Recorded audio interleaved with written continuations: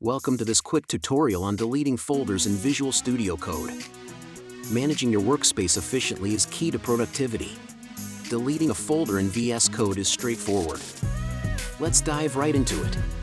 First, locate the folder you want to delete in the Explorer pane on the left. Right-click on the folder and select Delete from the context menu. Confirm the action when prompted. This ensures that you want to remove the folder permanently. And that's it. The folder is now deleted. Keep your workspace tidy and efficient.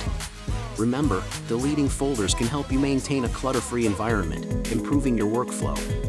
For more tips and tricks on using Visual Studio Code, make sure to subscribe. Thank you for watching this quick tutorial on deleting folders. Happy coding! Join our community for more interactions and stay updated. Explore our channel for in-depth tutorials and enhance your skills.